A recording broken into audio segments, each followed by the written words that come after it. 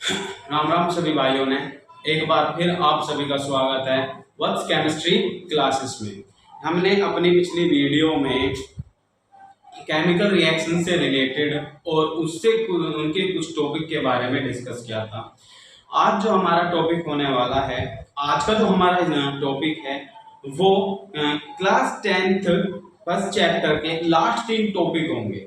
Last 3 topic होंगे और इस टॉपिक के अंदर हम डिस्कस करेंगे कंबस्टन रिएक्शंस के बारे में, रेसिडिटी के बारे में और रेसिप्रेशन के बारे में। ये 3 टॉपिक हैं हमारे जिसके बारे में हम आज डिस्कस करेंगे। तो सबसे पहला जो टॉपिक है हमारा, सबसे पहला जो पॉइंट है वो है कंबस्टन, COMBUSTION, कंबस्टन रिएक्शन, जिसे दहन अभिक्रिया के नाम से जाना जाता है। ठीक है, दहन अभिक्रिया का मतलब होता क्या है, दहन अभिक्रिया का तात्पर्य क्या है? दहन अभिक्रिया का मतलब होता है जलना या जलाना। अब ये दहन अभिक्रिया होती क्या है? हम कागज को लेते हैं एग्जाम्पल के तौर पर और उस कागज को यदि हम जला दें तो वो जलकर राख हो जाता है। ऐसे ही कुछ अभिक्रियाएं होती हैं जिसके हम एक मोल को ऑक्सीजन की प्रेजेंटेशन में यदि हम जला दें तो वो अभिक्रिया कहलाती है दहन अभिक्रिया। और हम इसी अभिक्रिया के बारे में डिस्कस करेंगे, इसके कुछ एग्जाम्पल के बारे में हम डिस्कस करेंगे कि दहन अभिक्रिया होती क्या है। लास्टली दहन अभिक्रिया के बारे में होता क्या है, एक ऐसी रासायनिक अभिक्रिया है जो वायु की उपस्थिति में जलाई जाती है और हमें मिलता है केवल राख, या उसके साथ कार्बन डाइऑक्साइड गैस भी प्रेजेंट होती है। तो दहन अभिक्रिया क्या कहती है? वह रासायनिक अभिक्रिया जिसमें, इसे लिखते हैं, डेफिनेशन है, वह अभिक्रिया जिसमें कोई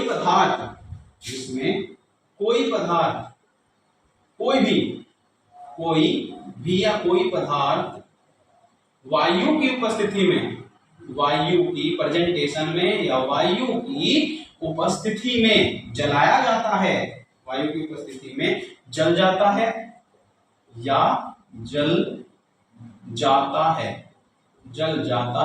या जलाया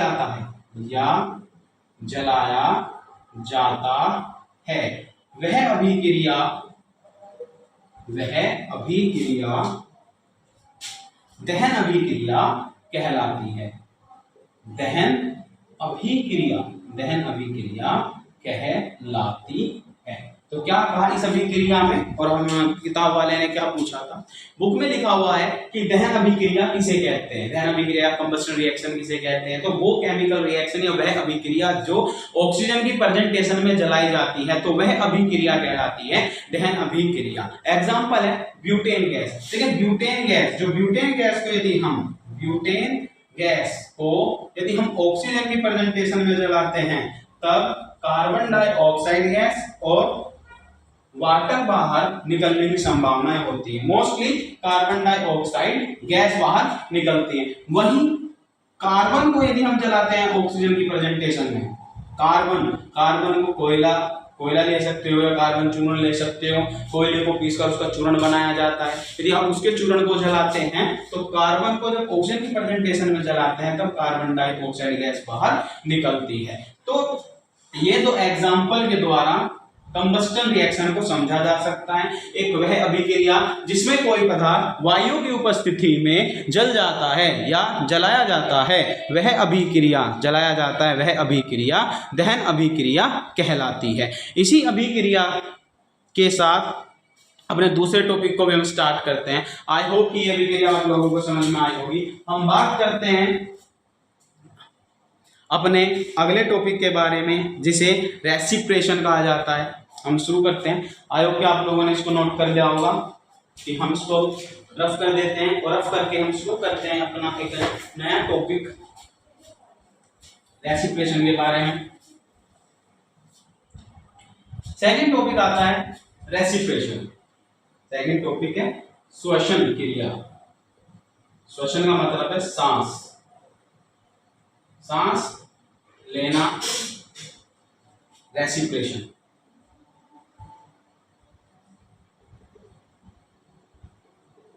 श्वसन अभिक्रिया या रेसिप्रेशन।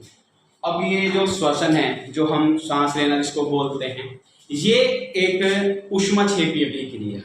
ऊष्माक्षेपी यानी कि एक एंडोथर्मिक अभिक्रिया है। अब ये होता क्या है कि हम जब सांस लेते हैं तो वो ऑक्सीजन हमारे फेफड़ों तक पहुंचती है। अब वो फेफड़ों तक पहुंचती है, वो ब्लड के साथ ब्लड के साथ मिक्स होकर के हमारी पूरी बॉडी के अंदर से कार्बन डाइऑक्साइड को बाहर निकाल लेती है।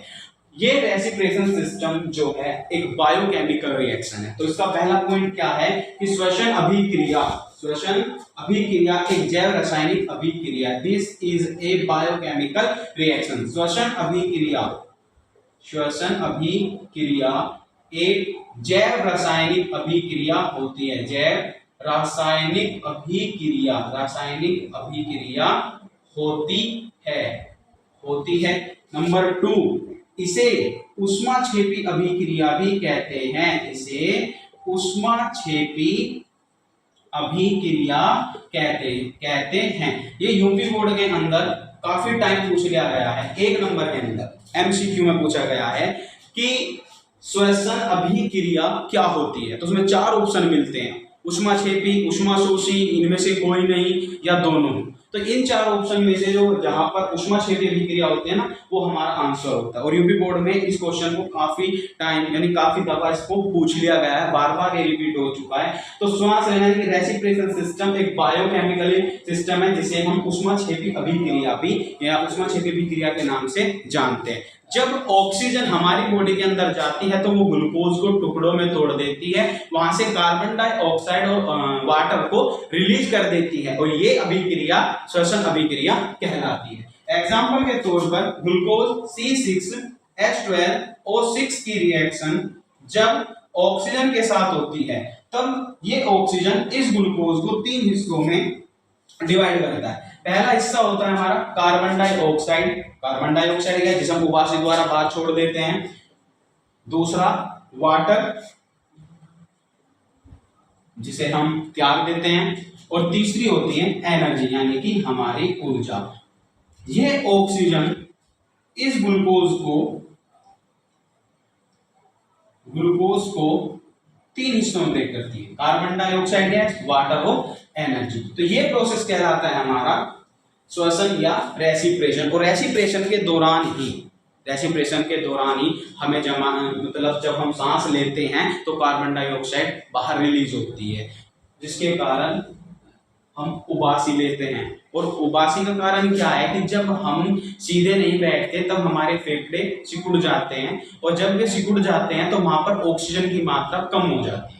ऑक्सीजन की मात्रा कम होने के कारण वहां पर कार्बन डाइऑक्साइड की मात्रा ज्यादा बढ़ जाती है, जिसके कारण फिर हमें उबासी आती है। यानी कि कार्बन डाइऑक्साइड इतनी एकत्रित हो जाती है कि उसको बाहर निकालने के अलावा हमारे पास और कोई रास्ता नहीं होता। जब हम ऑक्सीजन लेते हैं तो ये ऑक्सीजन ग्लूकोज को कार्बन डाइऑक्साइड, जल और ऊर्जा में ब्रेक कर देता है। और ये पूरा प्रोसेस कहलाता है हमारा रेसिप्रेशन या श्वसन क्रिया। इसे आप लोग नोट कर सकते हैं।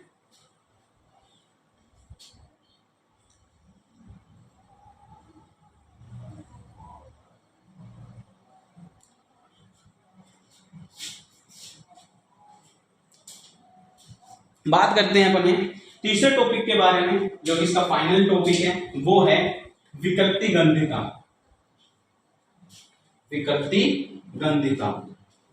पॉइंट नंबर 3, विकृति गंधिता, जिसे रेंसिडिटी के नाम से जाना जाता है। विकृति गंधिता जिसे रेंसिडिटी के नाम से जाना जाता है। अब ये रेंसिडिटी होती क्या है? देखिए, रेंसिडिटी एक ऐसा प्रोसेस है हमारा जिसमें ये उन चीजों को खराब कर देती है जहां पर ऑक्सीजन प्रेजेंट नहीं होती। एग्जाम्पल है हमारे पास चिप्स के पैकेट में नाइट्रोजन गैस भरी होती है। चिप्स, जो भी चिप्स होते हैं, कोई सा भी चिप्स आप ले सकते हो, उसमें नाइट्रोजन गैस प्रेजेंट होती है। जैसे ही चिप्स के पैकेट से नाइट्रोजन गैस को बाहर कर दिया जाता है, नाइट्रोजन गैस बाहर चली जाती है और वहां पर ऑक्सीजन प्रेजेंट हो जाती है। ऑक्सीजन अंदर आ जाती है पैकेट के, तो वो चीजें खराब होनी शुरू हो जाती है। अब जैसे ये खराब होगी तब आप चिप्स का स्वाद बदल जाता है, तेलों का स्वाद बदल जाता है, जिसके कारण वो चीजें खराब हो जाती है। तो रेंसिडिटी एक ऐसा प्रोसेस है जिसके द्वारा हम उन चीजों को बचाकर या सुरक्षित रख सकते हैं। तो रेंसिडिटी में क्या होता है, यानी कि विकृति गंधिता एक ऐसी घटना है, यदि चीजें हमारी सही तरीके से अच्छे से पैक है तो वो चीजें काफी समय तक चलेगी। यदि वो पैकेट अच्छे से पैक नहीं है और उसमें ऑक्सीजन प्रेजेंट हो जाती है तब वो घटना कहलाती है रेंसिडिटी। रेंसिडिटी जिसमें नाइट्रोजन जैसी गैस तो बाहर निकल जाती है, यानी कि आउट हो जाती है, और ऑक्सीजन गैस इन हो जाती है। और ऑक्सीजन गैस की प्रेजेंटेशन के कारण हमारे चिप्स हो या फिर तेल हो, तेल भी ज्यादा लंबे समय तक अगर हम उसको खुला छोड़ दें तो वो तेल भी खराब हो जाता है। और बहुत सारी चीजें हैं जिसके कारण ऑक्सीजन की प्रेजेंटेशन के कारण ये चीजें खराब हो जाती है। तो ये प्रोसेस कहलाता है हमारा विकृति गंधिता। तो आज की जो हमारी वीडियो में ये 3 टॉपिक हमने डिस्कस करे हैं। 10th क्लास के लास्ट 3 टॉपिक हैं। नंबर 1 कंबस्टन जिसे दहन अभिक्रिया कहते हैं, नंबर 2 था रेसिप्रेशन जिसे श्वसन अभिक्रिया कहते हैं, और नंबर 3 था विकृति गंधिता। इनमें ये दोनों यूपी बोर्ड और सीबीएसई बोर्ड के अंदर मोस्ट इंपोर्टेंट है, जो कि पूछ ही ले जाते हैं। विकृति गंधिता के बारे में इतना डीपली भी नहीं पूछते। तब हमारे ये दोनों रिएक्शन इंपोर्टेंट थी, इसको हमने पढ़ा है, समझा है, 1 नंबर के लिए इंपोर्टेंट है। आई होप कि आप लोगों को ये वीडियो अच्छी लगी होगी। मिलते हैं हम अपने एक नए वीडियो में जिसमें हम डिस्कस करेंगे 10th क्लास के 2nd चैप्टर एसिड बेस और साल्ट के बारे में। तब तक के लिए धन्यवाद। राम राम।